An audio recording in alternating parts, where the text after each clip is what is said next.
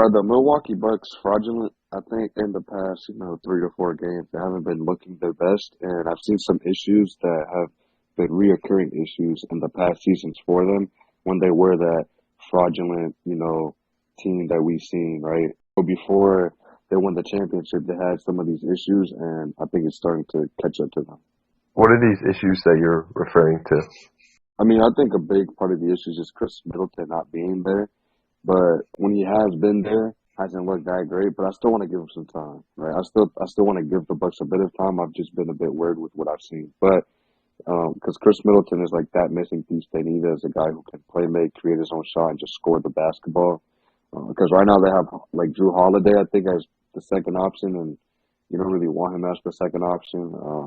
It's just off with the offensive playmaking and all that. Yeah, I was actually planning on talking about Chris Middleton because I watched the Bucks vs. Cavs game, and during that game, the first half, Giannis is like the only one that like really attacked the rim, and like their offense was really like stagnant. In the second half, Middleton like opened up the floor when he started becoming the one that was gonna like drive. I know he's good at catching and shooting, but I want to see him drive more and attack the rim. But this didn't really work out. Like his handle was a bit off, and he wasn't finishing, which was like a problem for the Bucks because you don't really have other options. I need to see this team another shot creator. Going off what you said, like they need someone else outside of Giannis, Drew, and like Middleton. If they get a healthy Middleton, they'll be fine. I don't know, but I just if they could pick up another guy like off the bench that can just score in spurts and some like guy that can just catch fire, that will help them a lot for sure.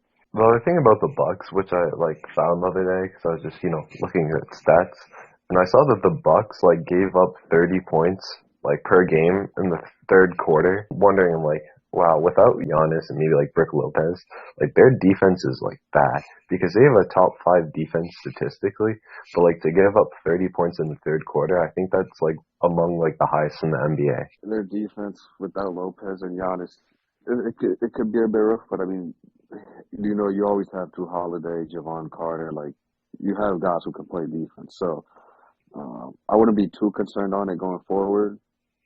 I think it's more of just getting a collective. I want to see them with Middleton back and get back as much chemistry as they used to have and try to make things fit, come playoff time, and all that stuff heading into All-Star break for sure. But to me, another team or a team that I was really high on coming into the season is the Raptors. I had them pretty high. I think I had them like top 5 or something like that. But they have been struggling this season. What are your thoughts on that?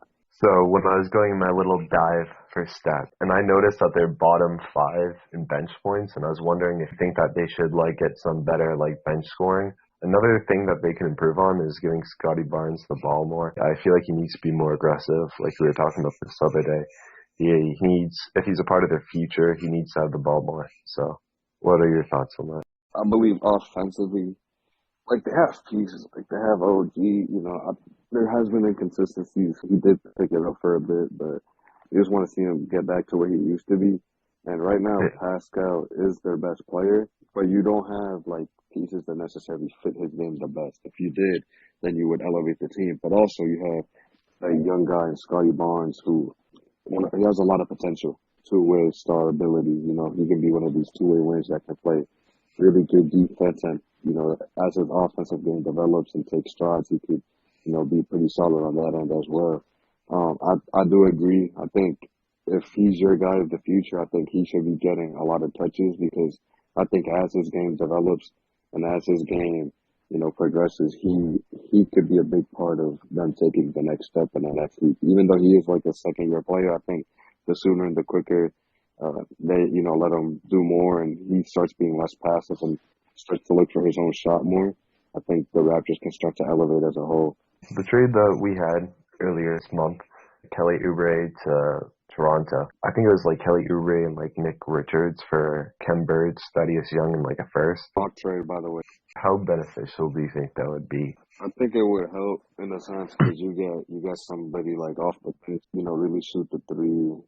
I think another thing the Raptors are missing is a center too, or like somebody consistently on that end. But they have like the length to play like Scotty or Pascal at the 5, and do all those different things, right? Yeah. But as far as Oubre, I do like that trade. there's so many things that they could use, but I do like that trade. It could fit into what they do. Another team that's been disappointing is the Chicago Bulls. Looking at Vucevic, he's been really inconsistent this year. Like if you were to look at his stat lines, they're just like up and down, up and down. It's not really consistency, and his defense is not necessarily the best. And There's a lot of things that is that confuses me about the Bulls. I think they did a.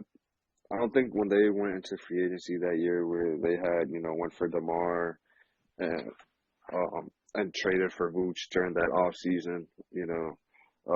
I don't think they did a good job in a sense of trying to build around Levine. And I don't think Levine is like a top 10 player in the league or anything, but he is very talented. So, maybe that's why they didn't choose to build around him. But as, at the time, your youngest, one of your youngest players who's a star, you want to build a team that fits towards him. I think that's what a lot of teams do bad is like they don't build towards the strengths of their players, even though they might not be like a top five, top 10, even, top 15 player. I think if you could build towards them, your overall team can be good, and that can elevate you to being one of the top teams in the league.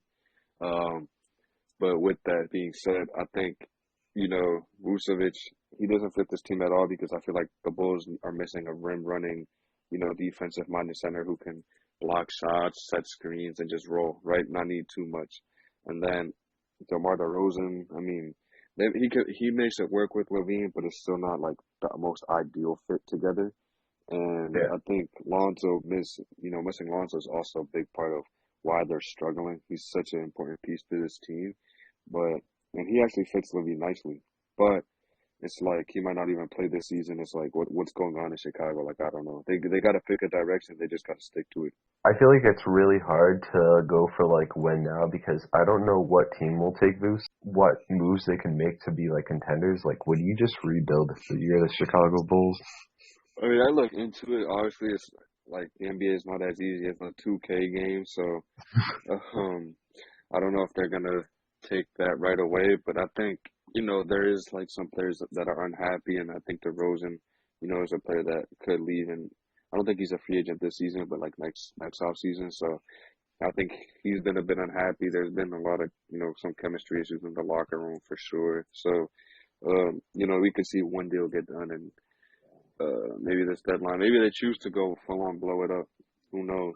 I can see the Bulls finishing off this season, maybe through next season. Like if they do bad next season, I feel like then they'd blow it up. But I feel like they'll Yeah, still try to get the most out of Levine and DeMar before it's too late. But I don't see that team being successful. About the Nets though, they've been on a nice win streak. I think it was they've won 12 of the last 13 games. Maybe changed after the other day, but do you credit that to their new coach, or do you credit it to other reasons?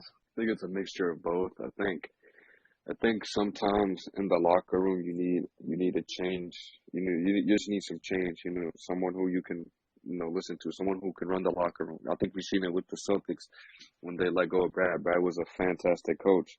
Not saying that Steve Nash was a fantastic coach, but um, Brad was a really good coach, and he just lost the locker room, and they needed Ime, and Ime came in and did what he did, blah blah blah. Right? You know what I'm Yeah. saying? So, I think he has had some things to do with it. I think the Nets have also just been playing really good basketball. Defensively, I think they're ninth with defensive rating at something like that. Like they were like top 10 in both offense and defense, so that's always going to help you win games consistently.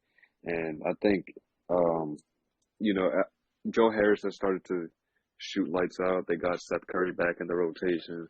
Royce O'Neal has been consistent throughout the whole year, especially as a three-point shooter. And then you just have Kyrie playing out of his mind. I think he's shooting like 40 something percent from three, like 50.7 from the field. Same thing with KD. KD's like 41 from three and like 50 from the field. So when those guys have it clicking and on all cylinders offensively, there's not much you can do. And they've just been also moving the ball way better too. They've been passing, playing together as a unit rather than like your turn, my turn kind of thing. They've been playing as a team, which is a big reason why they've been so successful. I'm not no Ben hater, and I get that he's on a team full of like scorers, but he's averaging like 6 points a year. Like, do you think that's significant? Like, do you think he should be more aggressive, like, to get more points? Because he's got like a big frame. Like, do you have any like critics on his game, or do you have any praise on his game? Not really. I think he's been fine. I think he's been asked to do what he has to do, which is play defense, get rebounds, and facilitate. And he's been doing that. And if you're winning, if it isn't broke, don't fix it. Yeah. So though you might not get your personal stats, if you're winning games and you're contributing in ways that you're known to contribute and you're doing a good job at it, just keep at it.